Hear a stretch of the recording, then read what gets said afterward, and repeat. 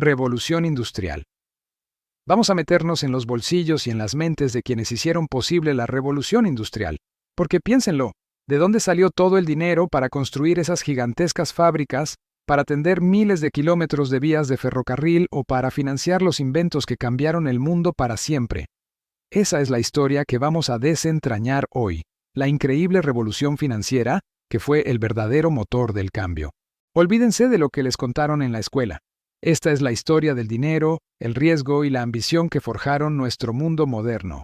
Quédense conmigo, que esto se pone interesante. Antes del siglo XVIII, la idea de inversión era muy diferente. La riqueza estaba principalmente en la tierra, en manos de la nobleza y la aristocracia.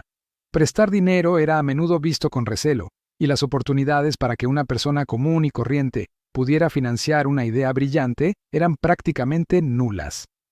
Si tenías un invento revolucionario, lo más probable es que tuvieras que buscar un mecenas rico, un noble aburrido, que decidiera apostar por ti casi por capricho.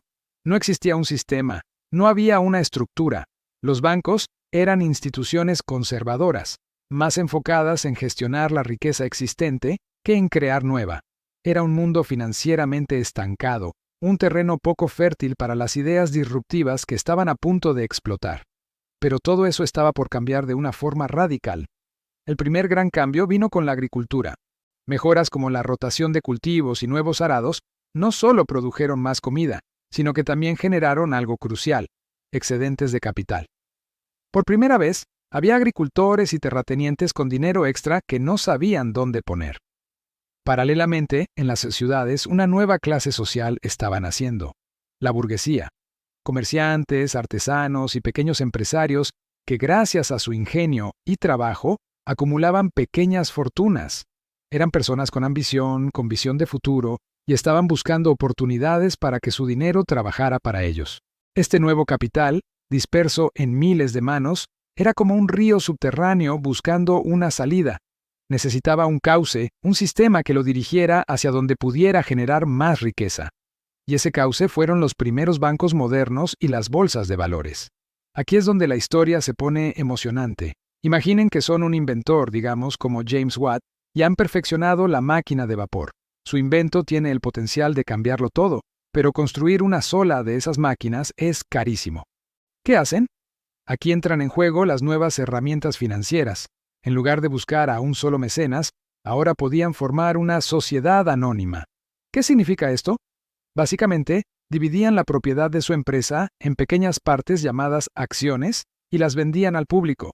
Un comerciante de Londres, un granjero de Kent, un médico de Manchester, cualquiera con unos pocos ahorros podía comprar una acción y convertirse en dueño de una diminuta parte de la empresa. De repente, el riesgo se repartía entre cientos o miles de personas, y la financiación necesaria para proyectos gigantescos se podía reunir de forma colectiva. Las bolsas de valores de Londres y Ámsterdam se convirtieron en los epicentros de esta nueva forma de hacer negocios, un hervidero donde las ideas y el capital se encontraban. Pero no todo era tan sencillo. Invertir en una nueva tecnología era, y sigue siendo, una apuesta de alto riesgo.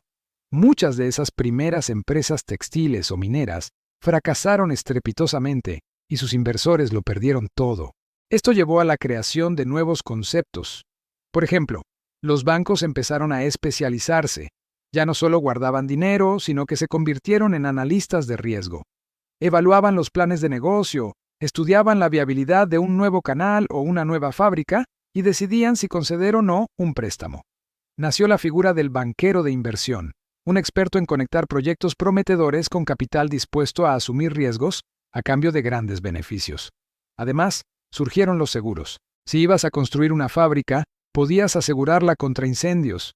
Si enviabas un barco cargado de mercancías, podías asegurarlo contra naufragios.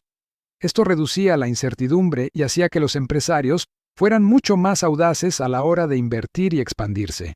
Y entonces llegó el rey de todos los proyectos, el ferrocarril.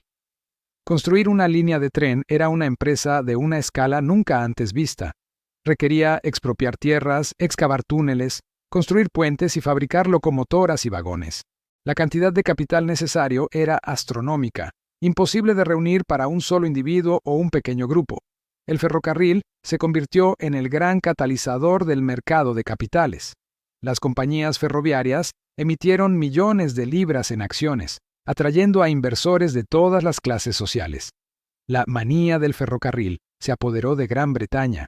La gente corriente invertía los ahorros de toda su vida con la esperanza de hacerse rica. Fue una burbuja especulativa en toda regla, con sus ganadores y sus perdedores, pero su efecto fue transformador.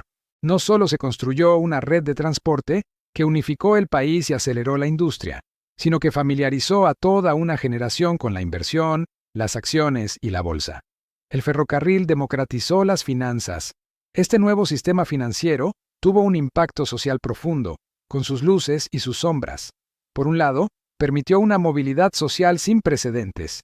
Una persona con una buena idea y la capacidad de convencer a los inversores podía, teóricamente, amasar una fortuna partiendo de la nada. Familias como los Rothschild o los Baring se convirtieron en dinastías financieras cuyo poder rivalizaba con el de las antiguas monarquías. Crearon un nuevo tipo de aristocracia, la del dinero. Pero, por otro lado, esta nueva economía también creó una enorme desigualdad. Mientras los industriales y banqueros acumulaban riquezas inimaginables, las condiciones de vida de los trabajadores en las fábricas y las minas eran a menudo terribles. El capital se concentraba cada vez más en la cima, sentando las bases de muchos de los conflictos sociales y debates económicos que continúan hasta nuestros días. El modelo no se quedó en Gran Bretaña. Rápidamente, Estados Unidos, Alemania y Francia adoptaron y adaptaron estas innovaciones financieras.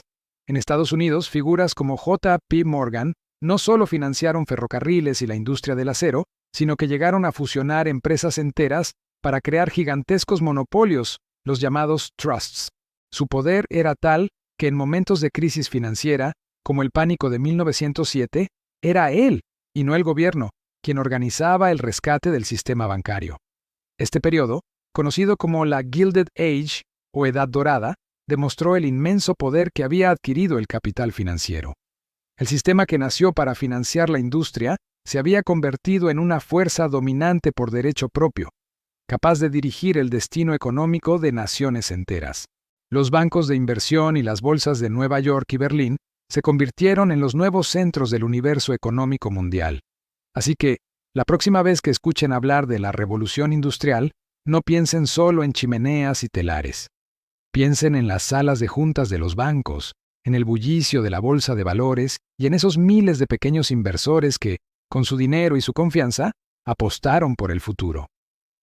La revolución de las máquinas fue posible gracias a una revolución igualmente importante, la del capital.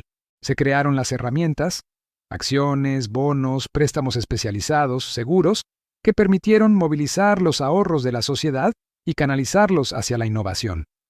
Es un sistema con sus propios riesgos, burbujas y crisis, como hemos visto a lo largo de la historia, pero su legado es innegable. Las finanzas no fueron un mero espectador, fueron el combustible, el socio indispensable que encendió la mecha de la modernidad. Espero que este viaje al corazón financiero de la revolución industrial les haya parecido tan fascinante como a mí.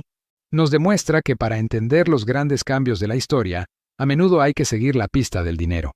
Si les ha gustado el vídeo, no olviden darle a me gusta, dejar un comentario con sus impresiones y, por supuesto, suscribirse al canal para no perderse nuestros próximos viajes a través de la historia. Muchísimas gracias por acompañarme y hasta la próxima.